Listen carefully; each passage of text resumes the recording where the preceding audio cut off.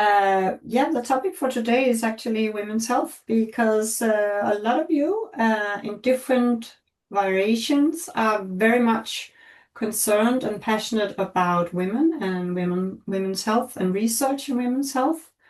Janet, you talked a little bit about it, and where you also mentioned the focus on growing up or not growing up, but the focus on family and family systems. And I also love the research that you did on finding families and talking about them. Um, but I would love to see your poster again, even though you were really not proud of it when I praised you for it. But I think it was a really nice idea you had there, finding the time pockets where you can actually talk with the parents about children and how they look at values in their upbringing. But that's a side comment, sorry. So women's health as an issue, and especially as we talked about, Janet and I, when we met each other, the menopause and the lack of resources and research in this area of life, which half of the Earth's population are going through at some point in time. And there's been a lot of talk here in Denmark about the menopause in general, but recently there's been the media has focused on women. A high percentage of women are actually not searching out for the more what can you say, positions in the workplaces with a lot of responsibility. Because they are not sure that the symptoms that they experience with the menopause and not being able to actually minimize the symptoms would make them fit for a position as a manager or or a director or someone with so much responsibility. And that's, of course, in itself not okay. So right now we're looking for, we see a growing wish also in the forum that we should start a working group concerning women's health. And Lars, if you could just briefly talk about how to start a working group here in EHFF, because you are part of several working groups. So how the format Yep, is, for etc. sure. Um, the good thing about being in a sandbox is, of course, that one just gets to decide the size of your sandcastle and the tools with which you do that. But in a general term, the current different working groups are dedicated individuals of maybe five or six that are working within their domain in order to advance future health. Um, so that means, for instance, with the working group on antimicrobial resistance, there's a discussion about what are the gaps that might be in the existing system. Where would the EHFF and the perspective about future health might cover that gap? What are some of the initiatives that we could do that would advance to close that gap? Or how could we possibly, with the size of our power, however you define power, are able to nudge those individuals or organizations in the right way. So, with a working group within women's health, what would likely be interesting to talk about would be both something that would be related to perhaps for instance, gaps in the research into women's health, clearly a gap that's there. Wage gaps, the gaps that might be related currently to the current gap where you see, of course, that the lifespan for women is positive and longer than men. But that is not always, if you will, positive because there's elements where that leads to animosity from some.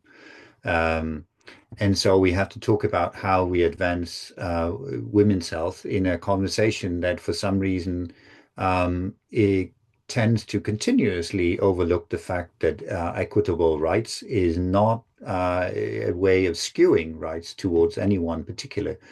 But it's a tendency that we seem to be poor as a society or an ecosystem, or at least outside the EHFF, to appreciate those conversations and understand.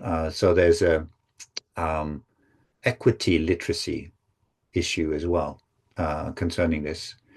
Um, That's a I haven't heard that before. yeah, that was new. But the point is, of course, then a working group they tend to meet once a month, every 6 weeks or so, depending on what they do, and they more or less get to decide a on an action plan or a creativity plan or an activity plan as they so decide, and when or if they could benefit from the rest of the EHFF to support them in generating events or reports or answering surveys or liking that LinkedIn post that you really want to be promoted. That is what we can do.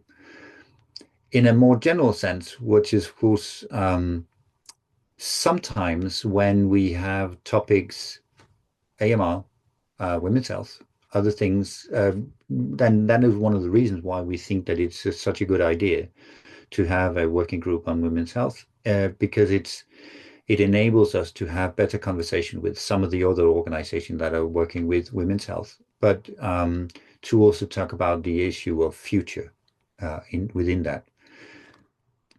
Often I find that when we talk about the problems of today, which is often really good to talk about, it leads to a firefighting continuously that overlooks the fact that we have structural problems that takes patience.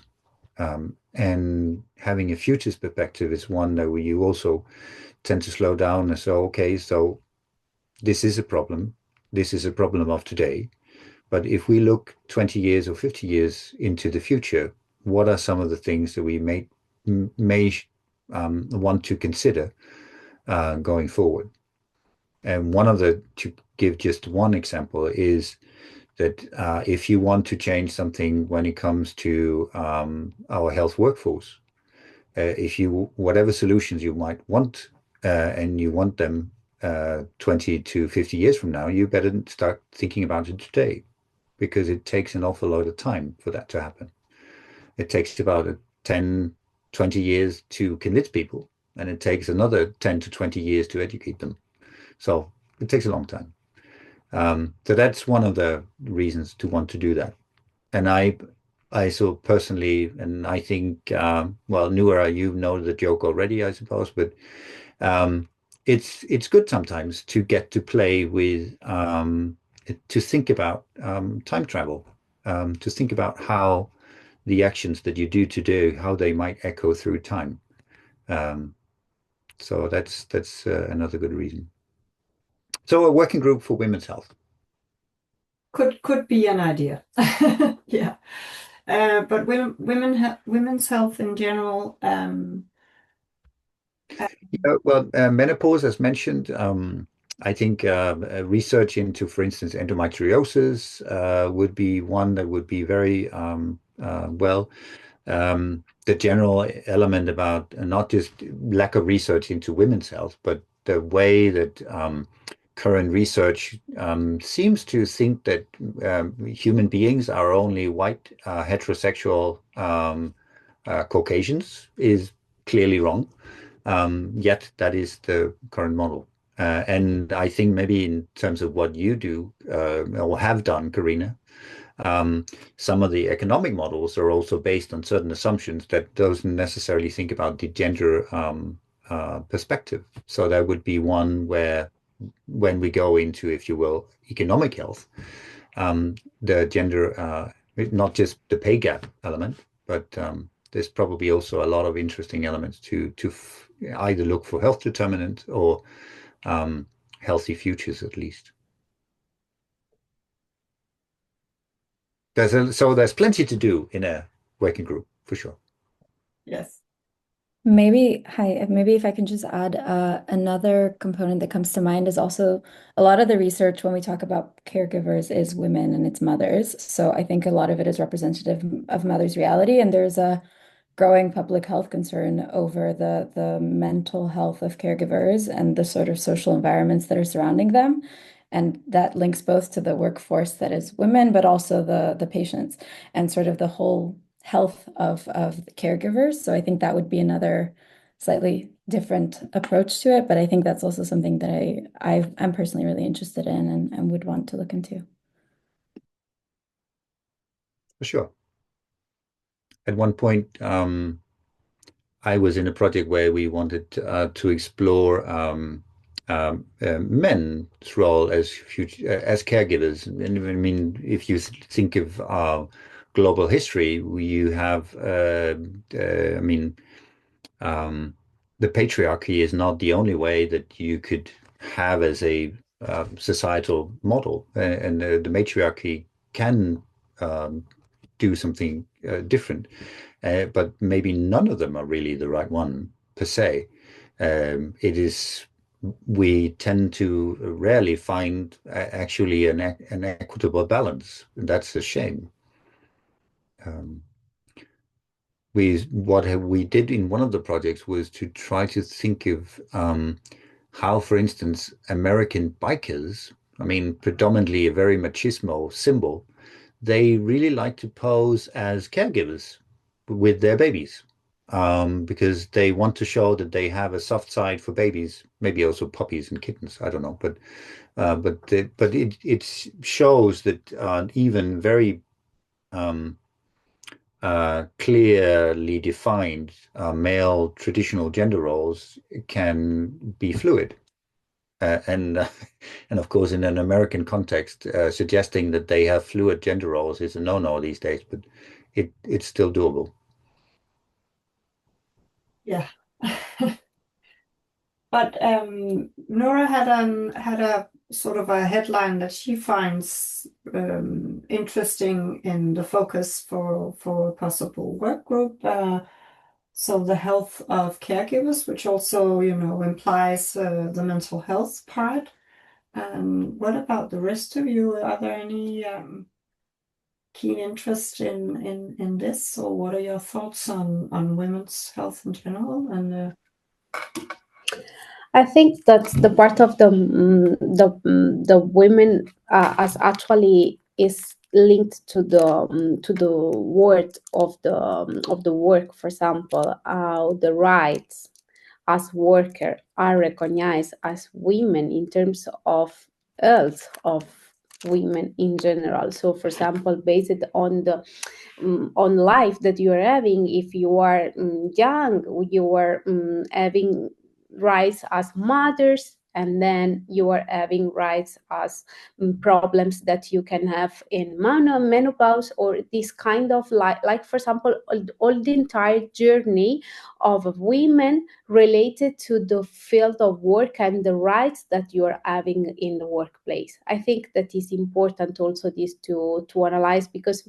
maybe the part of being mother is the ones of the main rights that we have right now, but all the other problems that we can have and can also be related to the mental health of the women itself is really needed to be analyzed, and it's really linked to the workplace. And I think that is important to analyze the part of the workplace how can be linked to the women and the well-being of the women itself.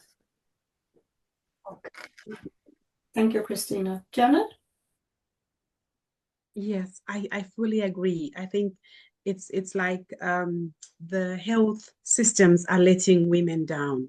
The healthcare providers are letting women down, but also the societies are letting women down because we are not really understood. But the employers themselves, so there's really space for menopausal friendly policies. So I really fully agree with you that in the mental health of women, if we just look and just take a snapshot of a menopausal woman, you have been juggling a child care and studying, and you get to 45, you think, now I have my PhD, right?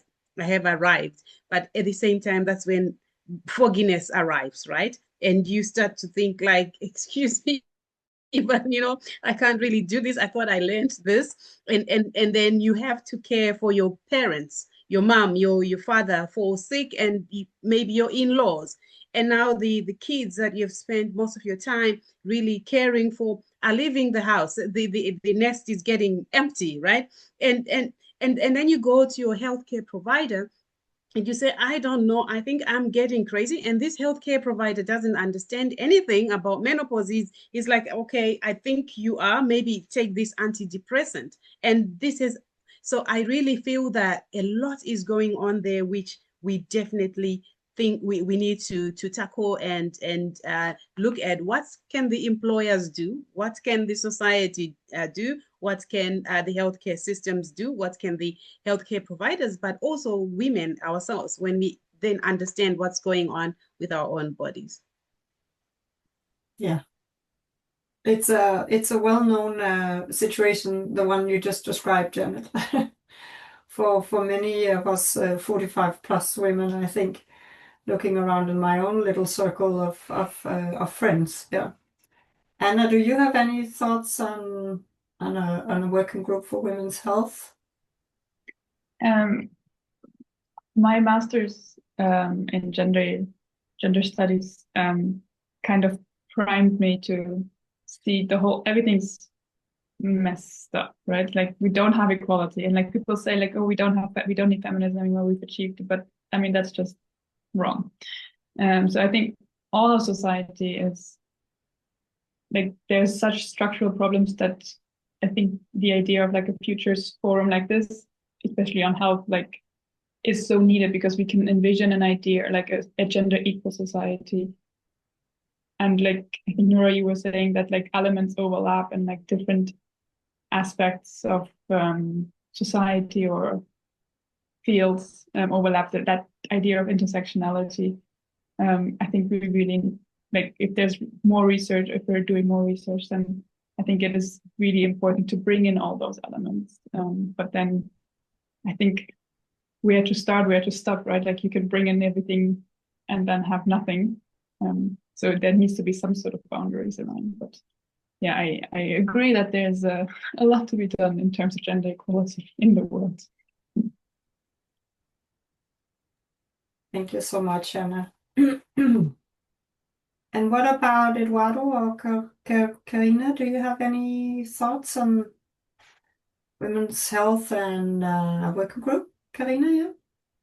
I'm just really wondering how it all ties up, not only the women's health, but in general, the caregiver sort of environment and the landscape. First of all, there is the debate that it should be accounted for as the productive labor force as well, and it should be quantified and measured and feed into this alternative metrics of complementary metrics of GDP, which is right now absolutely ignored, but this is a critical element and part of that. Secondly, touching upon the point of the industry and the companies helping out women and their mental health and this transition into the menopause and so on, which was raised by Janet. I'm wondering, yes, it is an absolutely viable and great idea, but I am just wondering how it's once more can be captured, identified, captured, measured, and improved upon or implemented. Who's going to be funding that, whether it's the company itself at its own goodwill, benevolence, and stuff like that, because there is also the longevity of the employee within the company. So it's like kind of considered to be an expense, a cost center. So how this company should be sort of nudged, institutionalized, or kind of mandated by the legislator.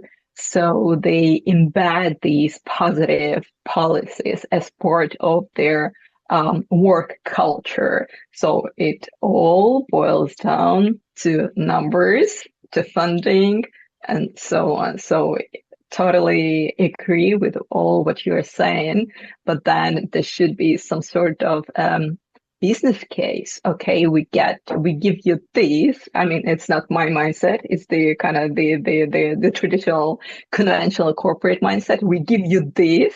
What is the output? What is the ROI for us, right? How do we convert it into your productivity and so on?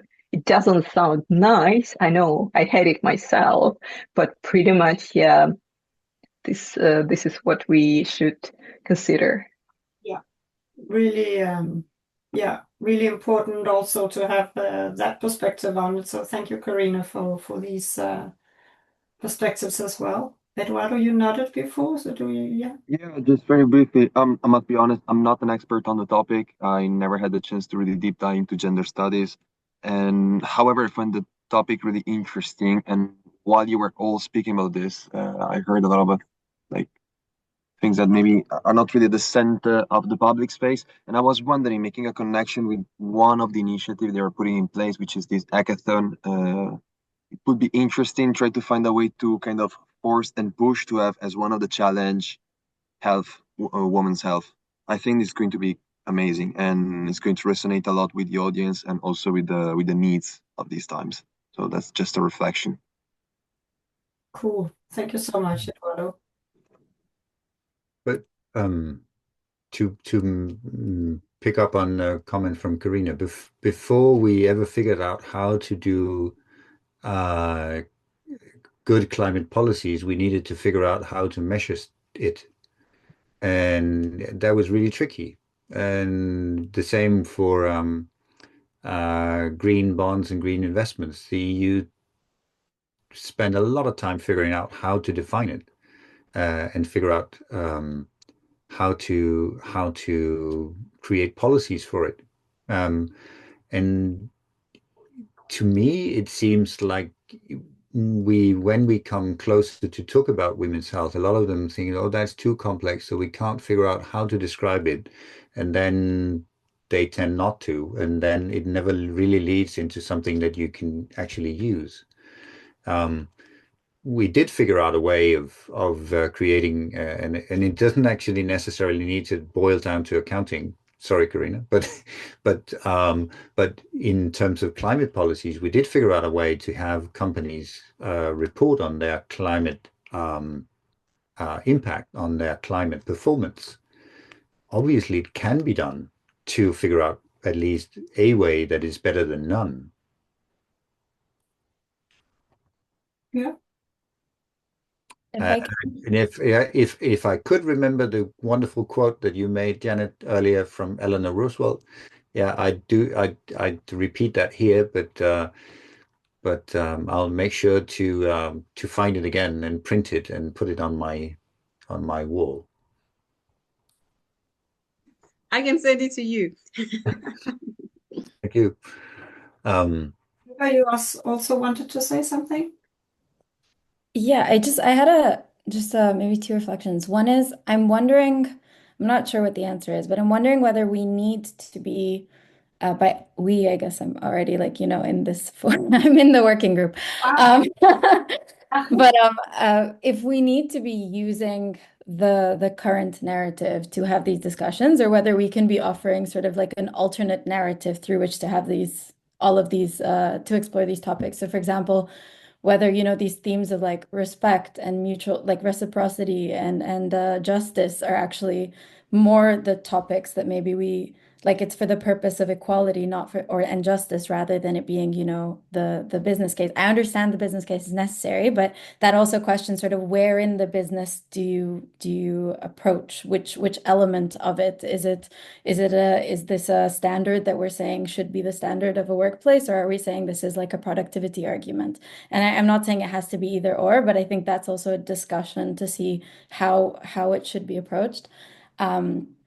Totally forgot the second one, so that doesn't matter. But I'm really, yeah, looking forward to these conversations because I think I don't think it matters necessarily where we start. It's not like the whole thing will be approached right away, but really just starting off this conversation and shifting it. Oh, and there's the quote. Yeah, the quote comes here. Hmm. I sort of as a spin-off to your comment, Nora, for those of you that didn't see it, the opening presentation during the and we can share it that afterwards from the recent WHO symposium on the future health workforce by the professor in sociology Brian Castellani was really helpful. Some of our assumption about causality are difficult. I mean, when we are talking about the language that we use, the narrative that we have, and it says, so this happens, so hence we can do this, and so on. It depends on whether it is this actually something that follows a causality that is actually then fueled by money? Is it fueled by power? Is it simple as a machine? And so there's quite a lot of things to talk about. So yes, thinking about narratives for sure, Yeah. and our perception of well, what we are working within, if it's a well-oiled machine or if it's a messy process that's well human. Yeah, I think it's the last, Lars. I'm pretty sure it's the last.